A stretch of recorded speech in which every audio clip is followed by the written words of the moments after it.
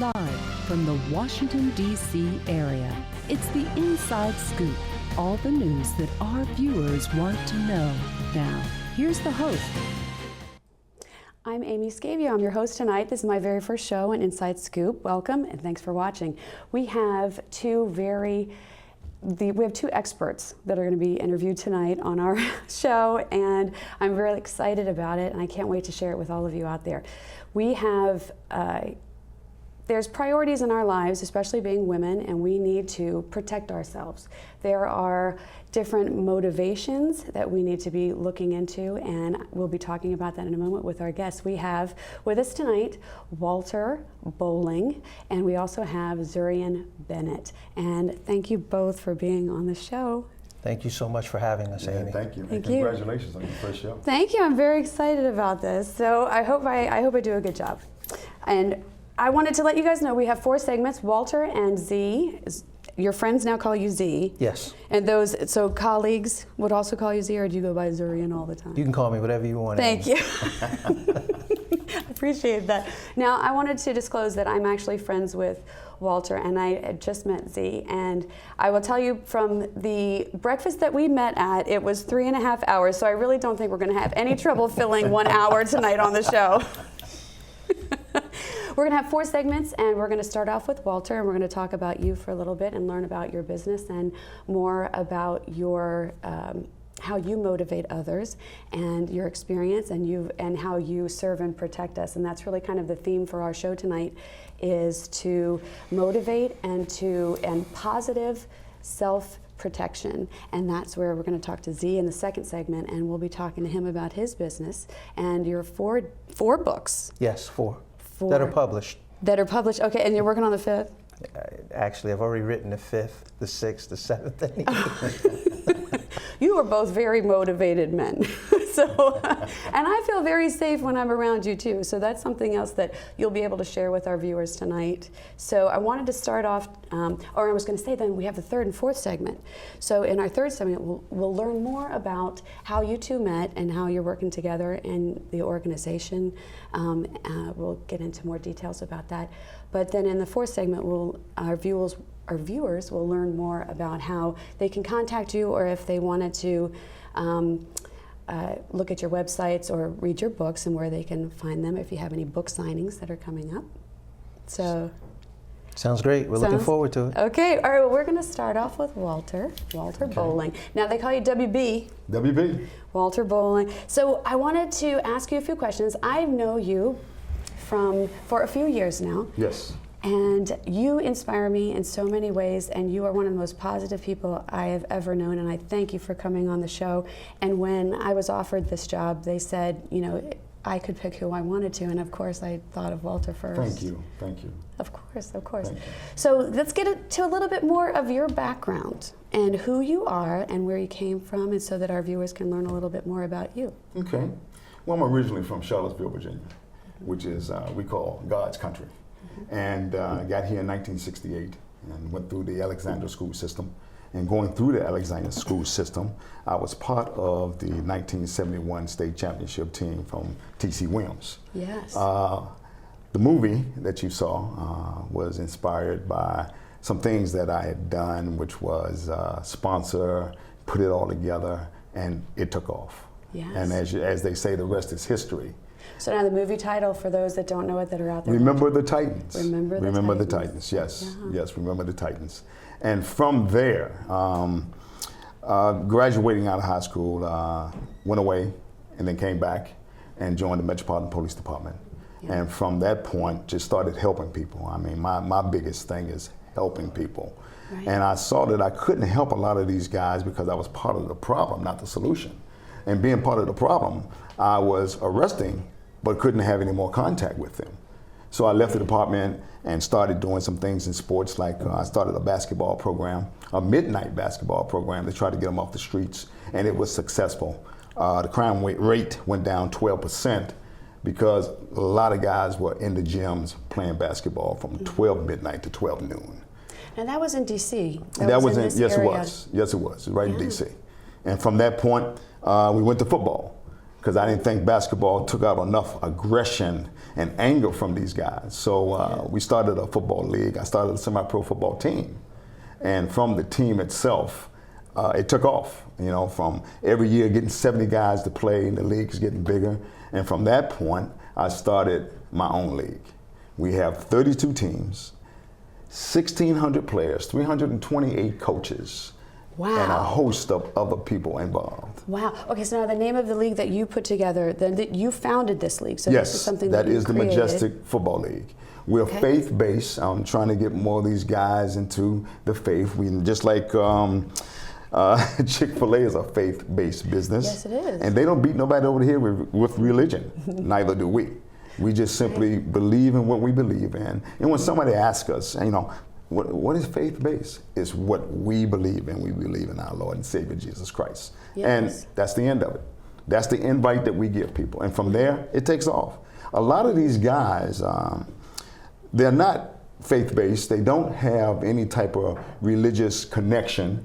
So we try to just guide them into trying to have a little bit of that. And from that, it takes off. It just takes off from there because they want to know more. And by wanting to know more, they get more. And that's what we do. So now how can someone find out, like if they wanted their child or if they wanted to be involved in the league, where did they go to? What's Well, the league is for adults from the age of 18 to 35. Okay. Or if you think you can still play football at 42, be my guest. But we started 18. I don't know about that. I'm going to say that's pretty old because you know that's a commitment. You're going to go out on the field. You got to run and move around. Well, don't That's forget now, these guys are still chasing dreams. These Yes? guys still want to be in the NFL. Chasing dreams. I like that. They're That's still true. chasing dreams. They want to be in the NFL. Yeah. And guess what? They have the talent.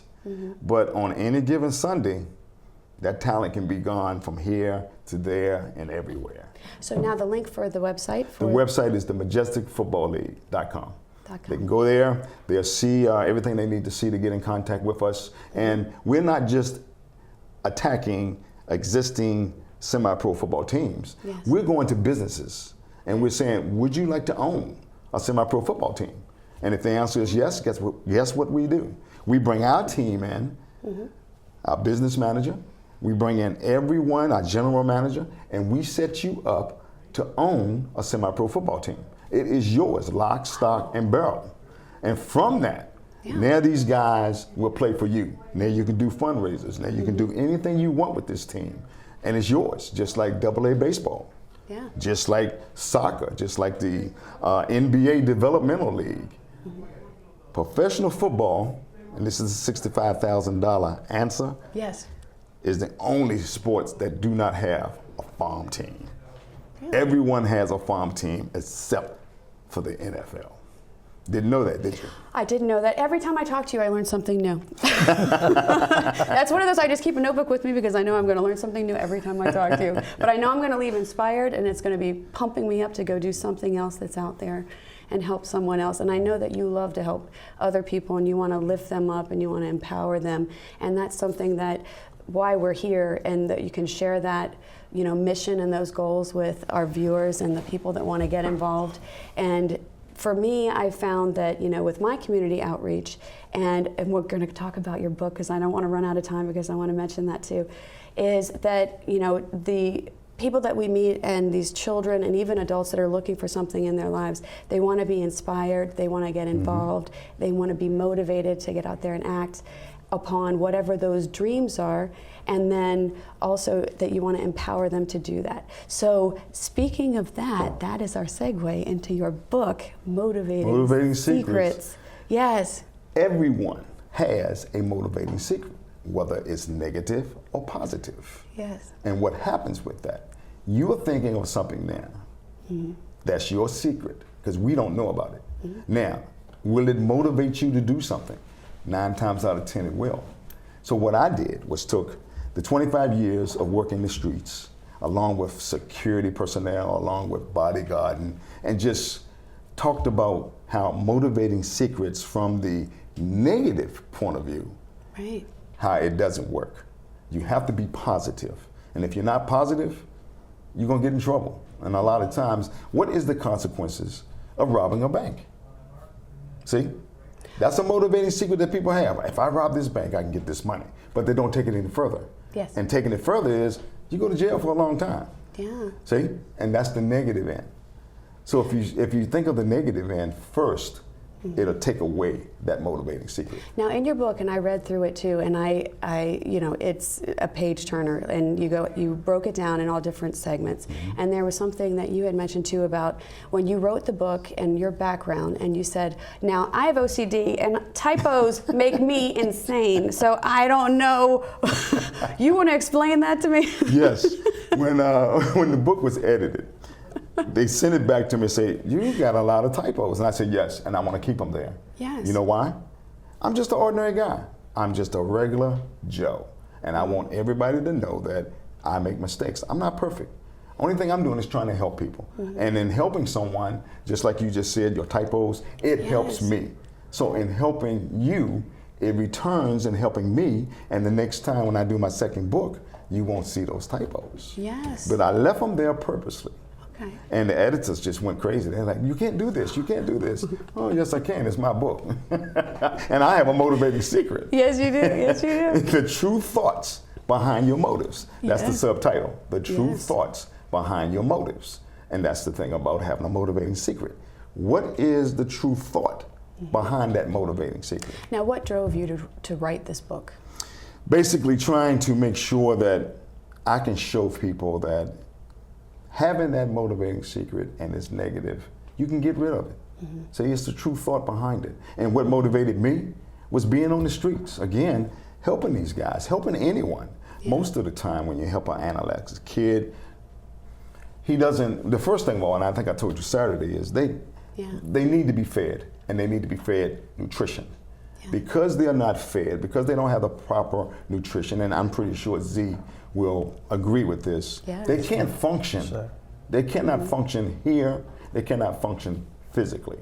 And that helps a great deal in feeding these guys. And going into that, I have 2 foundations that you know of. Yes. And I think you like the titles of them.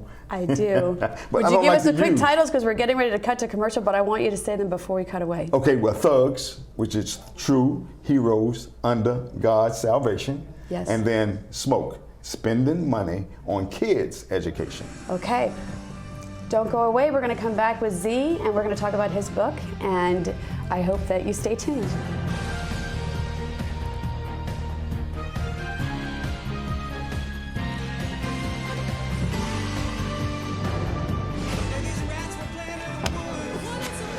Are we on? Listen to Smoke if you give it a try. Only you. Don't play with matches. Don't play with fire. Cause there's nothing very funny about ripped off money. Nothing very nice on a homeless mind. So if a gorgeous force is what you desire, don't play with matches. Don't play with fire. Only you can prevent wildfires. Fire. Why don't you just wash your car at home? When I wash my car, everything runs down the street and down into the storm drains.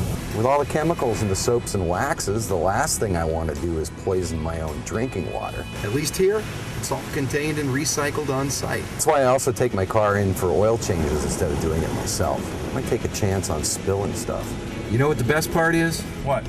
More time to kick back and watch the game. How far would you go to protect the planet? I want you to build an ark. Here we go. Okay, that's good. Oh, okay. Ow! Maybe there's another way. People, the flood is imminent! Is it too much to ask for a little precipitation? Go to fightglobalwarming.com to find out what you and your community can do to reduce global warming pollution.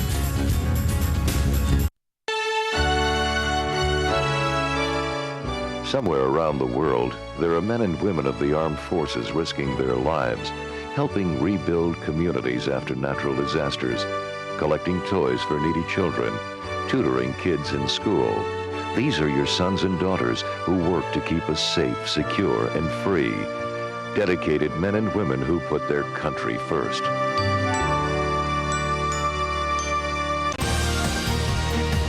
We're back to the Inside Scoop. I usually do like Again, three. your host, Saving for retirement might be easy for some folk, but for others, it might take a little more work. And for those who haven't started, guest, and it is Z, as his friends call him, and I'm going to call you Z because now we're friends, right? Yes, ma'am. Okay, good. I like to think so. So, Zurian Bennett, where do we begin with you? Because I met you just this past Saturday, and we had a wonderful breakfast, and I got to know you, and you are also an inspiration.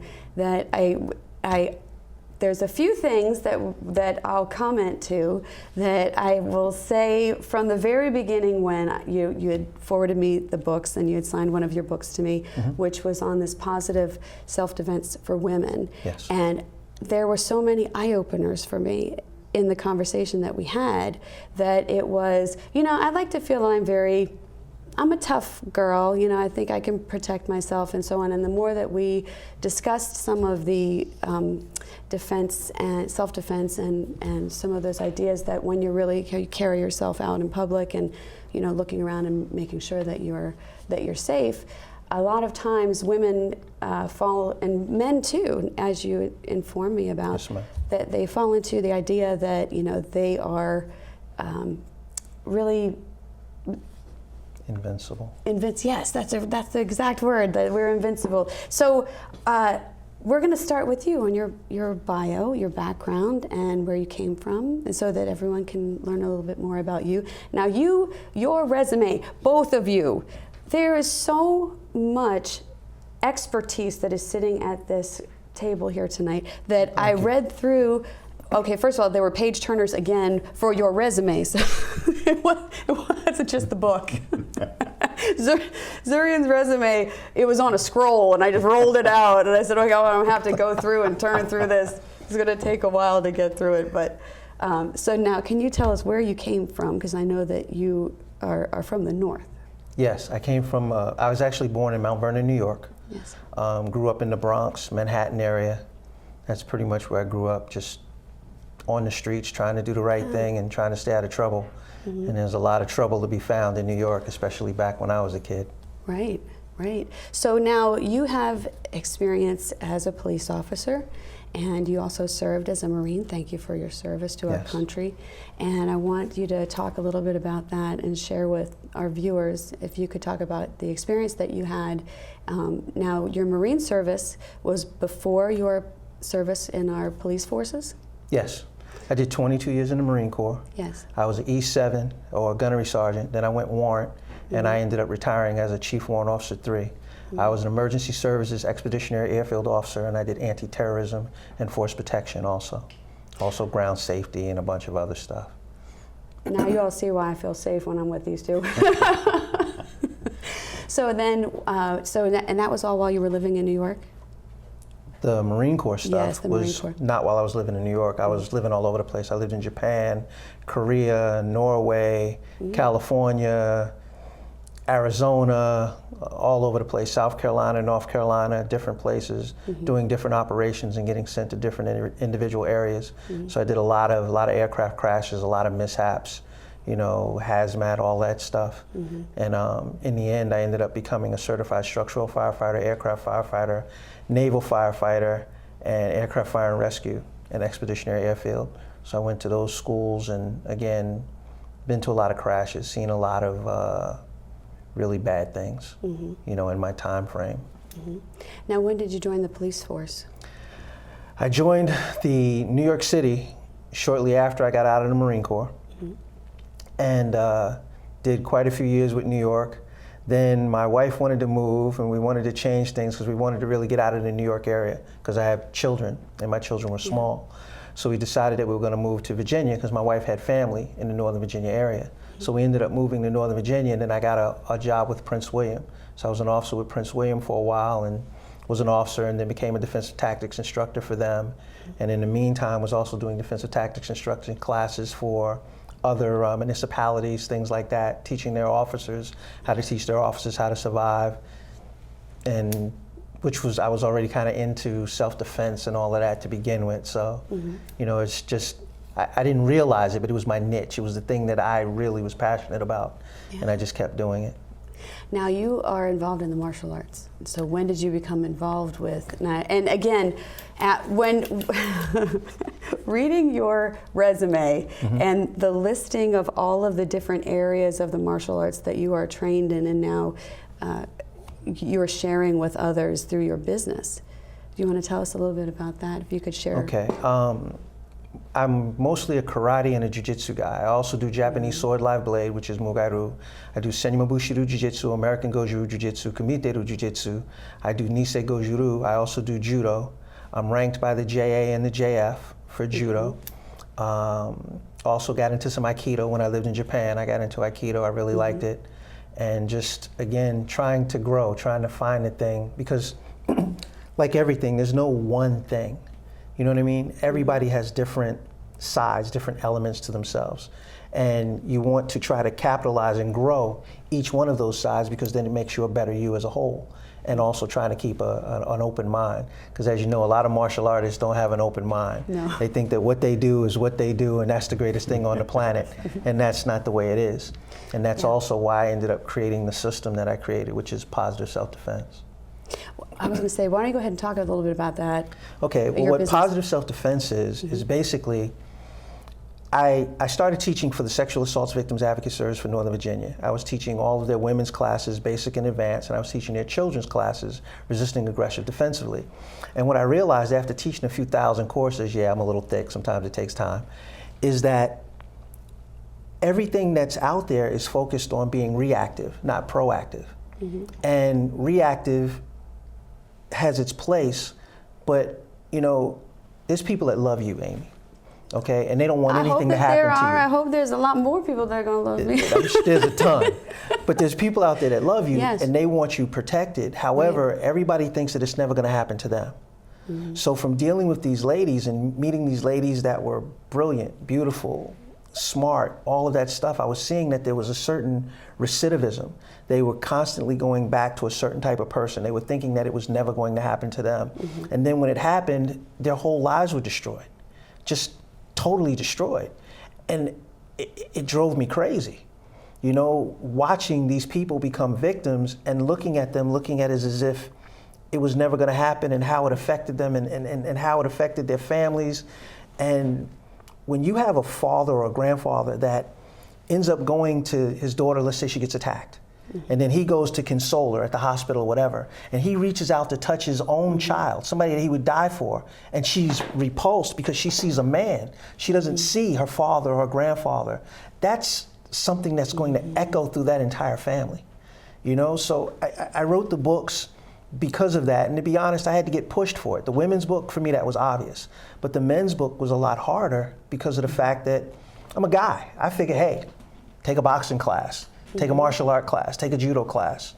I wasn't seeing it. So I had to kind of step out and have some other people smack me upside the head and say, listen, you need to have a course for men. And then that's how the men's course came. And then other things, the motorcycle course, you know, positive self-defense for motorcycle riders, positive self-defense for entrepreneurs. All of that came about from that, from trying to be not reactive, but proactive. Yes. See, now, Walter, I mean, you are both involved in this security, and I know that you both are, you know, very motivated by helping others try to find that within themselves, so that they can be self-assured that they're going to protect themselves. Now, talking about the books, and I read through your books, and I actually have something just inside of my jacket here. Hoorah. When you read his book, Women, Ladies, you'll know what this means. I don't know if we're gonna share that tonight on the show. It's totally up to you. Okay. Well, maybe we'll get to that in the next segment. So, but I want to talk to you about more of the why you came to write the books. I mean, that's something too, because you have 4 books that are published that are actually out there in the world. And I read your book on women on self-defense. Did you like it? I did, and I tell you what, it was one of those, like you were saying earlier, you want to be proactive. You want us to think ahead, to put yourself in that position before you're there. That was something too that, you know, we're inherently you know, we're on our cell phones, we're out there in the world, and we're, you know, walking to our cars, and we're not thinking because we're so involved in what's here in front of us or our own lives. So I wanted you to talk a little bit more, if you can give some pointers or topics or touch on for the ladies that are out there, just something that they can then use right now in their lives that I don't want to say quote too much from the book because you know, you wrote it. I want you to share it with our viewers. Well, ladies, it's really simple. It's not that you have to become a martial artist. It's not that you have to become a boxer. It's not that you have to take all of these crazy classes and try to buy a gun and all of that stuff. First off, you have to look at yourself. A lot of people that think that they can fight have never had a fight. So how do you know that you can actually fight, that you can deal with that altercation? You know, it's your attitude. So with me, with positive self-defense, it's mindset. I try to get people to look at their mindset, their awareness, and then from there we look at the physical part. Because I believe that it's 90% mindset, 80% mindset, 10% awareness, and then the physical part. So the physical part is simple, anybody can do that, but it's your mindset. It's so that you don't set yourself up to become a victim, so that you don't fit that particular script. So in the book it says if you don't fit the script, you don't get cast for the part. And a lot of people out there, they fit the script. You know, this person, when they go to attack you, rape you, mug you, do all those things, it's a job for them. It's like a part-time job. That's how they're looking at it. This is their goal. This is their mission, what they're trying to do. But yet the rest of us are walking around deletion creatures. We're looking at our cell phones. We're worried about stuff that happened 6 weeks ago, 6 months ago, and we're not focusing on the now. We don't have situational awareness in what we're doing. So my book is really trying to take the knowledge that I have and trying to get people to become more aware so that you don't get picked in the first place. Because not getting picked is a huge thing. And the problem is that when you're picked, most people don't even know they've been picked. They don't realize that the person that, let's say you work in an office really quickly. You work in an office, you come to work every day, you park in the same place, all of that stuff. Well, guess what? There's somebody in that office that knows every single step you make. They could tell you what time you come in, where you park your car, what you wore last week, what you like to drink, where you like to eat, all of those different things. But we're so busy living that we're not paying attention. And then we're surprised when we find out that something happens or we find ourselves in the thick of thin things. And that's the thing I don't want to happen.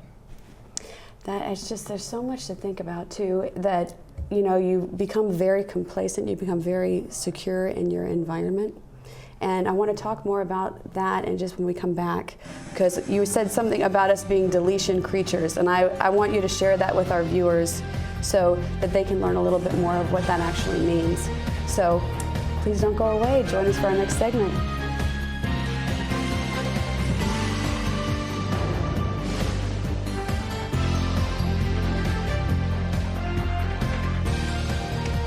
Saving for retirement might be easy for some folks, but for others, it might take a little more work. I should and for stretch those who even haven't further started, before I start. there are still things you can do to catch up. Oh, that is good news. Like getting out from underneath past debt. And don't get wrapped up with high-interest credit cards. Get you some eyes. Be diversified with your investments. Don't put all your eggs in one basket. Your financial goals are not out of reach. The choice is clear. For a happy ending, choose to save. Everyone with alcohol and drug addiction is in the same boat.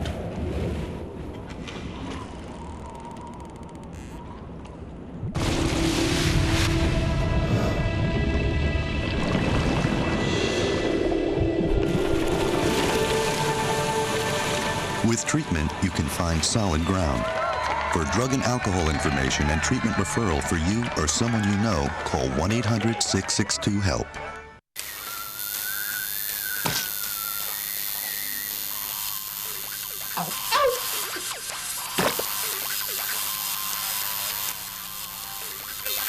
Dude, are you sure you want this tattoo? Because just do it.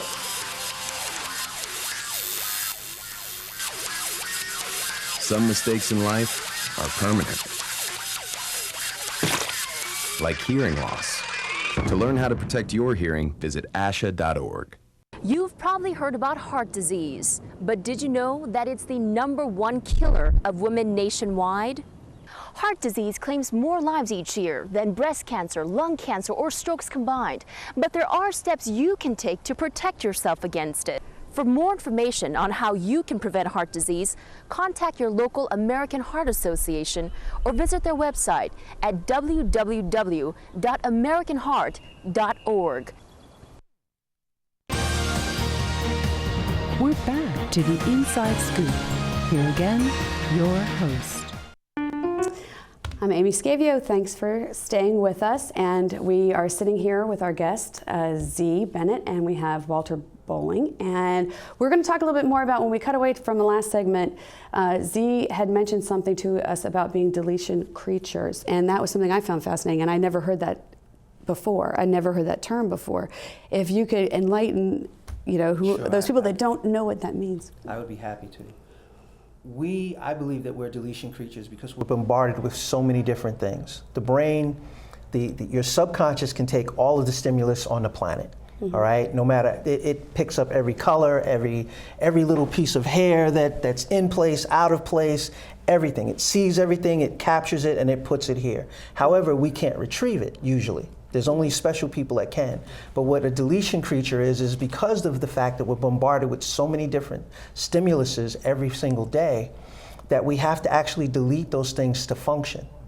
Because in your mind, every stoplight, everything that somebody said to you, every nuance, like I was saying to you, with what it is that you do.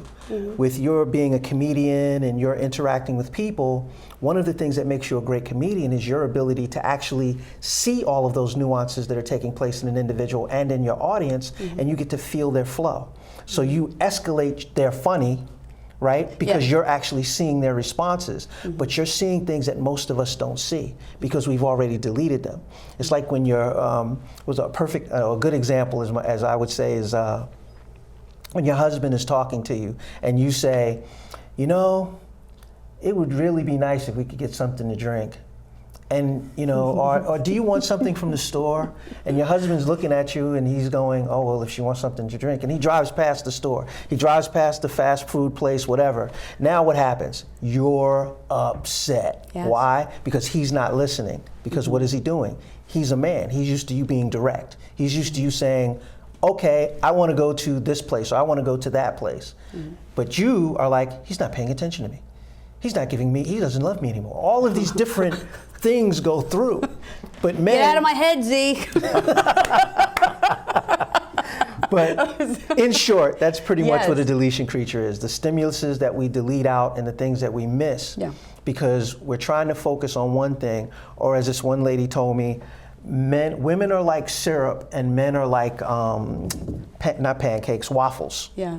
A woman, she's all over the place. I need to take care of the kids, I need to do this, I need to do that, I need to take care of this, I need to do this, I need to do that. All right, but a guy, we're focused on the waffle square of whatever it is we're doing. So if you call us up at work and say, I need to get some milk and some bread and some stuff like that, if I'm in the waffle square of work, I'm gonna forget every single thing that you said, right? Because I'm so focused on this. So I come home without the bread, without the milk, without the eggs, and you're like, where's the bread? Where's the milk? Where's the eggs?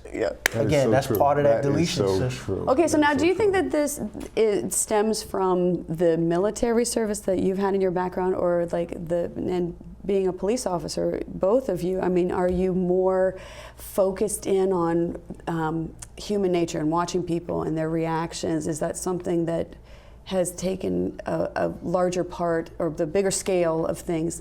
Would that be part of that? As Z said earlier, you have to be aware of all your surroundings. And you got to make sure that, I see something here. What is it? A lot of times I'm driving down the street and I will point out something and someone else go, how did you see that? That's because of the training of watching absolutely everything. You got to use your peripheral vision. You have to use your tunnel vision. You have to make sure that everything your eyes can see, your mind can put together. And a lot of times, Z hit it on the head every time. He nails it because of what he does. And his way of thinking is definitely the way to go. Because a lot of times, I just had a niece get hit by a truck. Oh no. head That's on horrible. while she was texting.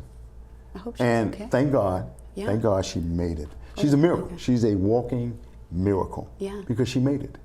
But again, it's you have to be aware of your surroundings. This is the holiday season. You go into the mall, you pick your parking space. Yeah. And I've informed my wife and my family that when you go to a mall, just don't take that first parking space you see. Drive through. And it's like a recon mission that the Marines go on. Do your recon, and after you do your recon, then you park. And you park in an area where there's a lot of lighting, a lot of folks may be around, but you make sure you are safe. And a lot of people don't make sure they are safe. They just simply da-da-da-da-da. Yes. And Z explains it perfectly.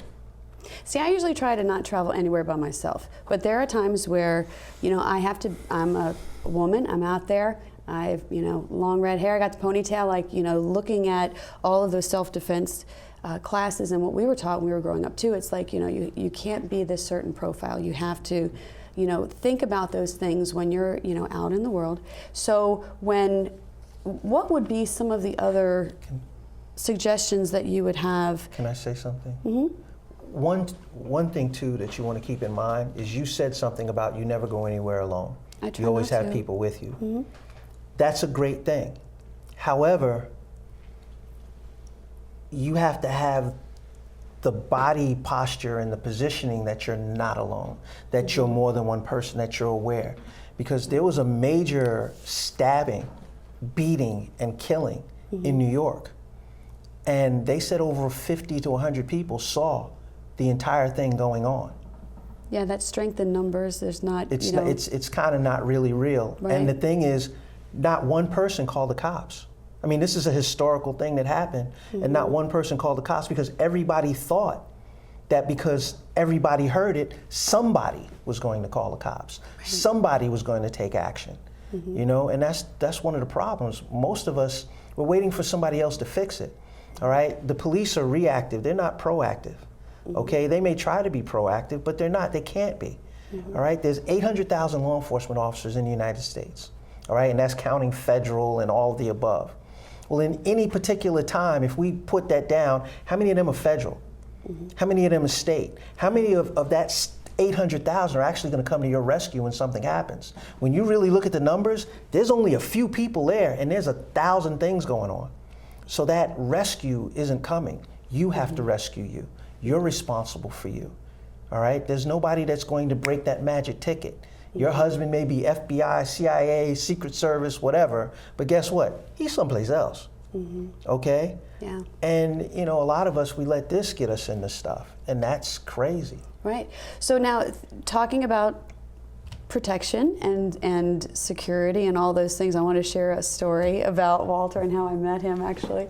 Now, you work for the Birchmere. Yes. At a concert venue.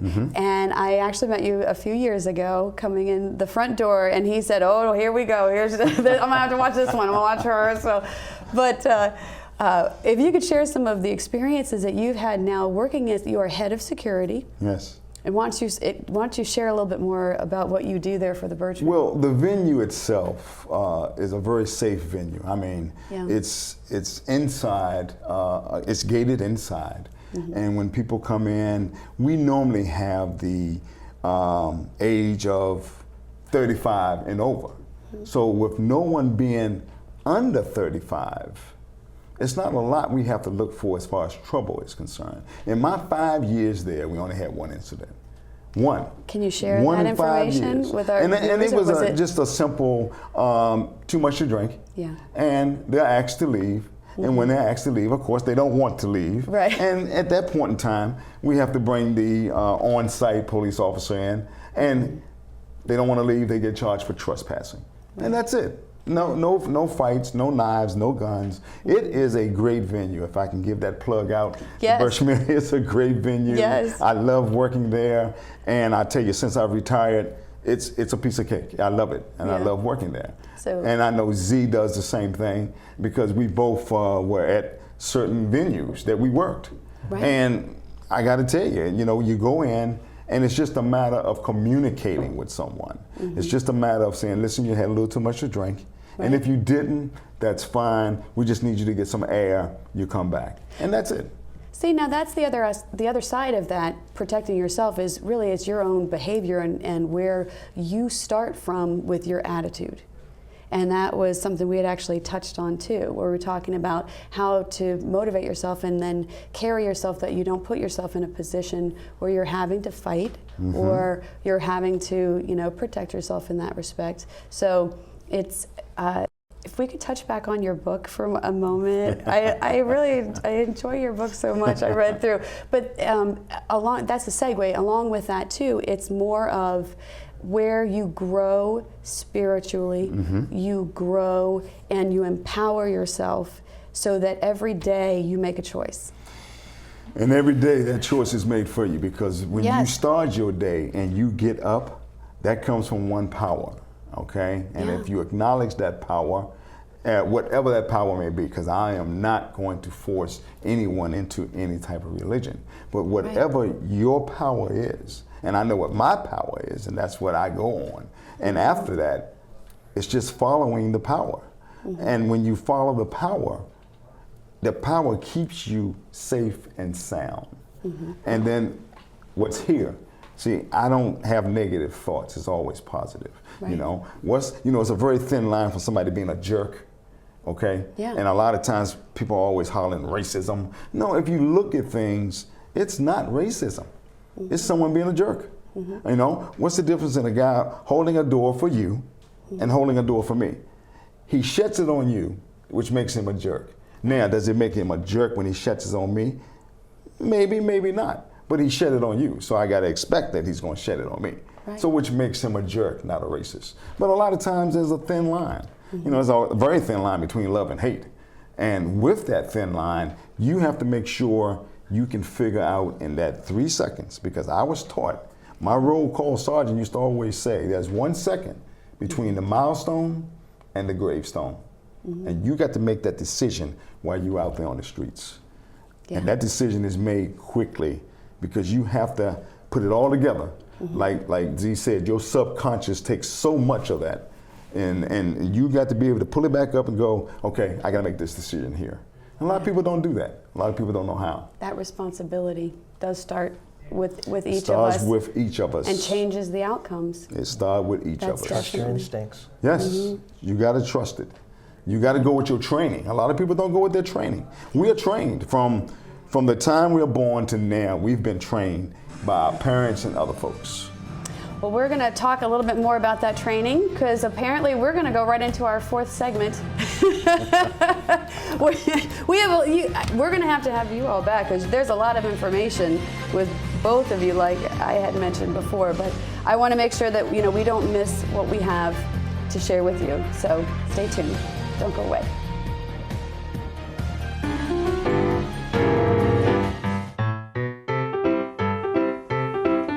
There's more than just books at the library.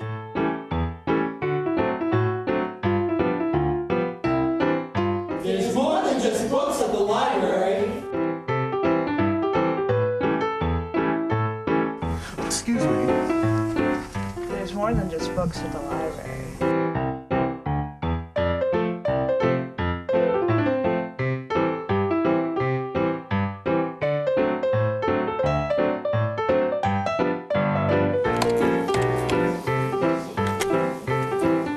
Il n'y a plus que de livres à la bibliothèque. Hello. You have a lot of great books here today. You know there's more than just books at the library. I know. There's more than just books at the library. I don't want to be hooked to a machine. I want all the medical treatment available to me. I wouldn't want my family to have to make this decision. My doctor knows what's best for me. An advance directive is your life on your terms. Talk with your family. Decide what's right for you. Then put it in writing.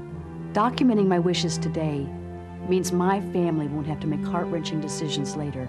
To learn more, visit www.putitinwriting.org.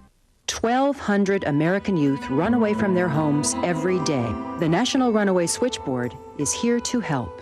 1-800-RUNAWAY. If you are a runaway, thinking about running away from home, or a parent or guardian concerned about issues facing your child, call us 24 hours a day. 1-800-RUNAWAY. In times of crisis, hope is just a phone call away. 1-800. Live from the Washington, D.C. area, it's the Inside Scoop. All the news that our viewers want to know. Now, here's the host. All right, we're here. We're in our last segment. I can't believe how quickly this time has passed already. But I wanted to talk to Walter and Z again about, we led into the break, and I don't want to take away from what you were saying, because I know that there's so much information that's going to be shared that everybody wants to hear. So before we get into another topic, I want you to share how you met and the organization and who introduced you, and if you could get into, Walter, how do we start with you? Well, we got to give that credit to our business manager, and his name is Thomas Harrelson. And quite frankly, if I can give him a quick plug, you may want him on your show as well, but you know, that's up to you. So he's a great guy. He is a great guy. He has a wealth of knowledge, not only worldly, but he's into finances, repairing your credit, the whole 9 yards, and he is a great guy. He brought us together. And the thing about it, when I met him, I instantly said, hey, this guy got to be my business manager, because he knows what he's doing. And unknowing that he was Z's business manager, and we just all got together and we worked with one another. Tommy and I worked together with the Majestic Football League, and then I worked with him on credit repair. Z works with him on various, I mean, Z can tell you what he works with him on, but it's Thomas that brought us together. So, all right, so now you need to share your side of the story about Thomas. Thomas is a phenomenal human being. I thought he was an elf when I first met him. Did you? I thought he was an elf. I'm not going to play with the height thing, because I'm not exactly vertically gifted myself. But Thomas is actually a very rare breed. He's a very rare breed. I'm very action-oriented, and certain things about integrity and things like that really mean a lot to me. And Thomas, he represents it all. He's just a great guy, he really is. And the first time that we met, it was just like, oh, okay. You know, at first it was kind of hit and miss. Then we finally got together and it was like, oh, okay, we pretty much saying the same things. We on the same sheet of music, you know, and it's all positive. It's all taking action. It's all being men of character, you know, because the whole thing is that what we find is that most people, they don't have character. They are characters, like a cartoon, you know, and those aren't the types of people you want to be around. You know, and Thomas is a person with character. He's got character. Yes, he is. He's a good guy. He really is. As a matter of fact, Thomas introduced me for one of my book signings. And when I heard the introduction, I looked at him asking, who was he talking about? And he was talking about me. And I was like, wow, I didn't know I did all that. I mean, he makes me aware of things, especially with the organization. He is always saying, WB, do you realize how big the organization is? And I'm going, no. I don't realize it, and he makes me aware of that. So I tell you, he's a really good guy, and I got to introduce you. Then you got to have. I can't wait. I'm gonna have to block off the whole afternoon. I know that already, but it's good. It's good. I know that you have these daily affirmations and these inspirations that you put out there too, and I know that we're Facebook friends, and I see a lot of that outreach that you extend to everyone in your lives, and it's not just from a business aspect, it's also those friends and loved ones that you continue to motivate and inspire and empower us to step up, and not only just for us, but to help everyone else around us. So my quotes aren't driving you crazy? I live for them every day. I read every single one. I do. And we all are part of a conference call every morning at 7 a.m. Oh, this I don't know about either. It's the Battle Buddies of Christ, and it's men only. Okay. And we don't talk about football, we don't talk about women, we don't talk about the events of the day. We strictly talk about the Bible. And we go through the Bible. And everyone has a passage to go through or a book to go through. And that's it. And it's only for an hour, every morning from 7 to 8.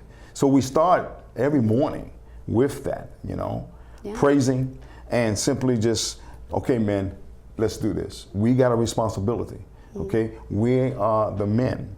We have a responsibility. Yes. And a lot of times, that's what we try to teach guys that we meet.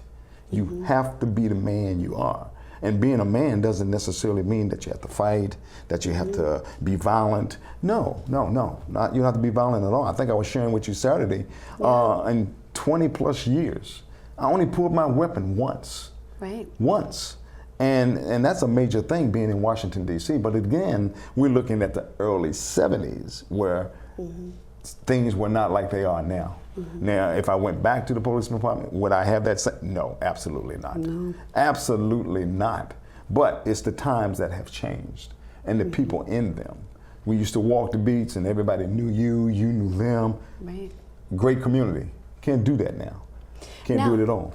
Now, your daily mantra, like I have my own mantra. I think everyone needs to have those little pep talks, those little power talks to get themselves motivated to whatever that hurdle or whatever that goal, what they want. And from what you post, and then with some of the memes and the daily affirmations too, that's something I hope that everyone has someone in their life or one person that they can look at what they're doing every day and see the value in who they are.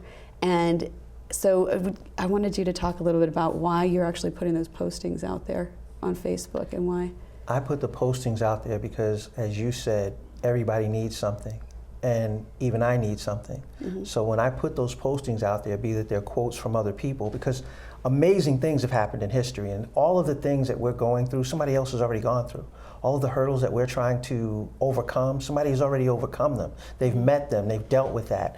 But we forget, because we're so focused on today, that if we go back and look at our history, a lot of those answers have already been answered. So instead of us trying to rewrite the script, how about we actually look at the script, all right, and look at what's applicable, what's not applicable, how it can help us, and take that knowledge. So mentors, I've had mentors, they've helped me, they've given me their years of wisdom. I was telling you, one of my mentors, 70-something years old, this guy was still doing executive protection, and the people that he was bodyguarding were people that other people wanted to kill. When you saw his picture, the guy doesn't look like he was 70-something. No, he did not. He looked 30 years younger. And then taking that and moving it forward, like I was explaining to you, I have 5 of my students that were failing everything in high school. Now, all of them at least have their bachelor's, master's degrees. One's right now getting his PhD at ODU, and ODU is paying for it. And this kid he was the worst of them. He was failing everything. So again, the motivation behind what it is that we do, that Walter does with what he shares, what I do, what you do, it's all got a purpose, because we all have a purpose. It's finding that purpose and then actually going out and taking a stand. Stop being random happenings and start being specifics. Most of us that's what we are. We're random happenings. What am I going to do today? What do I want for coffee? What am I going to, all of this other crap that means nothing. And in the end, we're like, well, what happened to my life? Yeah. Yes. What happened to your life was you never lived it.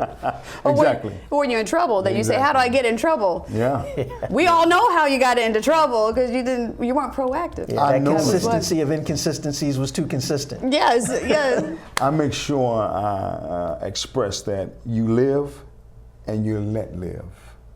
See, a lot of times, when we're doing jobs, like at the Birchmere, and I watch people, and if you come out to have a good time, that's what you're going to have.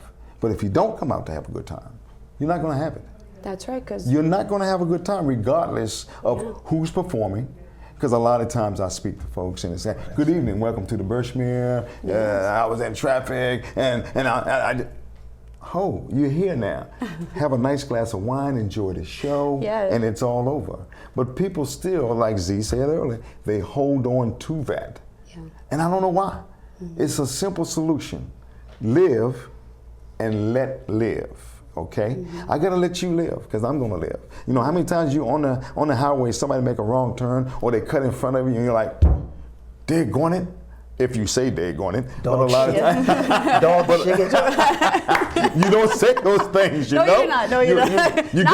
Not in traffic. You get into that road rage, but guess Yes. what? You are the same way. You've cut people off. Yes. Okay? So you got to realize that you do the same thing as everyone else. So if you understand you understand everyone else, because we all do the same things. Yes. So we have to We're all very live, similar. okay? We live and we let other people live. And you don't say anything about it. So now, okay, I can't believe we're at the end of our show. We're getting ready to close out our show. There's too much information from the two of you. I mean, we could go on for hours and hours.